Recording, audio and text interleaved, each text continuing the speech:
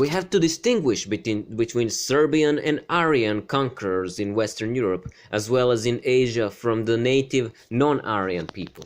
The differences between them are great, both in level of development and the race itself. From the British Isles through Russia to India, none of the native and non-Aryan people, except for a side mention, has gone down in history.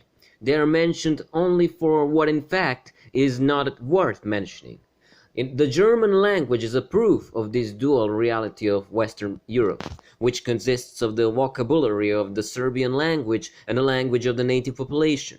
Since the native language was very poor in terms and roots of words, so in order to avoid a complete flood of Serbisms, the Germans were forced to make coins to such an extent that it was really a language of coins.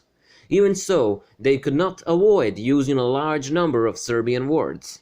Thus, one ancient historical reality is reflected in modern German. According to the German language, Simon Pelletier says, "It is true that the German language, which originates from Celtic, and the Slavic language, which originates from Sarmatian, have a lot in common, so there was a firstborn language from which traces remain in all two others, or the neighborhood and mixture of these two people made words pass from one language to another." Ancient writers state that Germany began west of the Rhine. Pelletier says, "The Gauls were on this side of the Rhine. The people who were across the river were called first the Scythians, then the Celts, and finally the Germans, and the Gaelic name was given to them very rarely." Julius Caesar writes about his crossing of the Rhine during the conquest of Rhodania and says that the Serbs mobilized their warriors in order and ordered other tribes under their rule to send auxiliary companies, infantry and cavalry. When the Serbs prepared their forces for the battle with Julius, he retreated across the Rhine and destroyed the bridge behind him. The Serbs were by far the largest and most belligerent people in Germania. They had 100 cantons, and from each they raised 1,000 soldiers a year for wars abroad.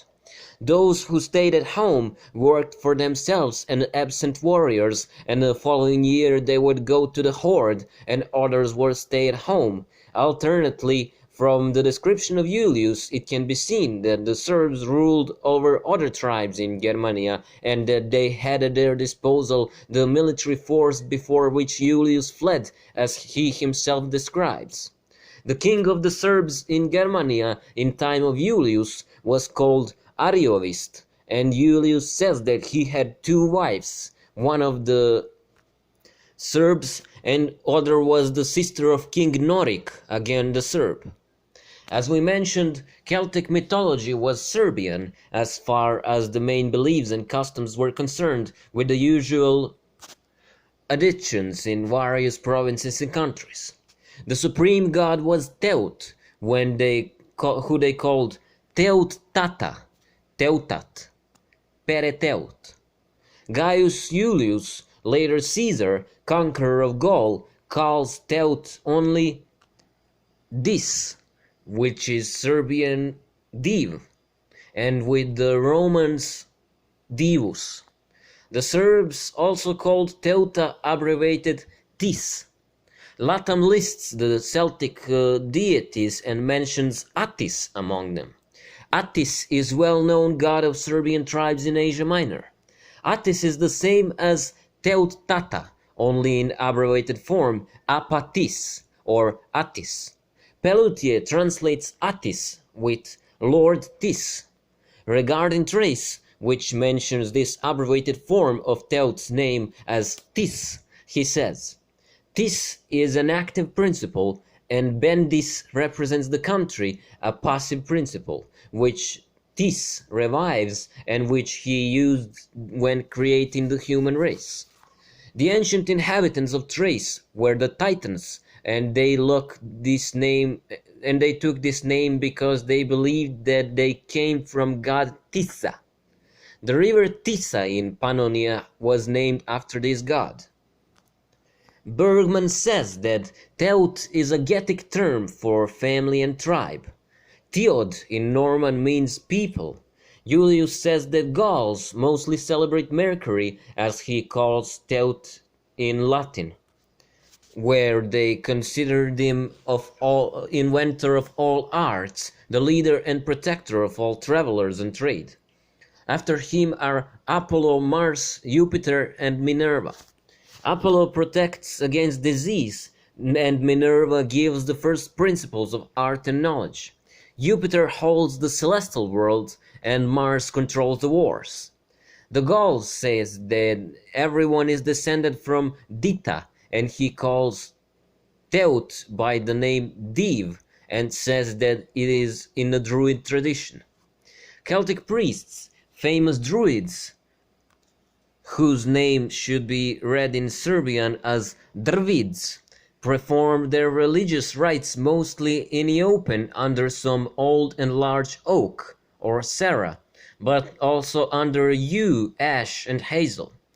According to the ritual under the tree, they got their name Drvidi. Drvo means tree. Tefil Latour says, Druid means David Din, Dervidin, or Dervidon. Paul Pezron writes the word derv and translates it from wood. Vendry gives the most complete explanation of this name, which consists of two concise words, druvid, the first of which is drvo and second vid, knowledge. And this other word is Veda. Therefore, a druid is actually Drvo Veda. He is one who gathers wisdom or knowledge of confession under a tree, which was really the case. The Germans glorify only the seeing gods, the sun, the fire, and the moon. Joseph Wendry says, as for Damona, Sirona, and Rosmerta, they serve as pairs, first to Bormo, second to Granus, and third to Mercur personally. This is how are made pairs Bormo, Borvo, or Bormanus and Damona, Apollon, Granus, and Sirona, Mars and Nemetona, Mars, Lucetius and Nemetona, Sucellus and Nantosvelta, Cic and Bellona, Cicoluis and Litavis, Telo and Stana, Ialonus and Fortuna, Dorminus and Sueta, Savus and Adsalta, Vadasus and Tiana. Sirona is Serbona, which on some places is mentioned as Arduina. The initial letter Sima is missing here. Wendry goes on to say, Rosmerta, the Teutonic order, has a name derived from the root direction, which means prudence, foresight, but from the same root, the name Smertatius is derived, the nickname of Mars, or an inscription in Trevo. In the name of Apollogranus and Belenus, we see the deity of the sun. His pareda Sirona seems to have been named after an old star. At Bordeaux there was a spring called Divona, and that source was placed by the Celts among the deities. Divona means dedicated to Div. In Rodania, each deity has several names, and that comes from the fact that local names were added to them. Pelutier says, in the time of Julius, the Celtic language was divided into several dialects, so that those who were distant from each other could no longer communicate. It is very noticeable that Teuta addresses his father, which is purely Serbian way of addressing his father. These we find two words merged into as Teutates, which Theophilus Latour explains as follows.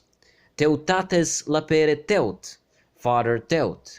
This name of the god Teut signifies him as the ancestor, denomination patronymique, since they believed that they were descended from this god. The correct Celto-Breton name is Teut Tate, the father of men.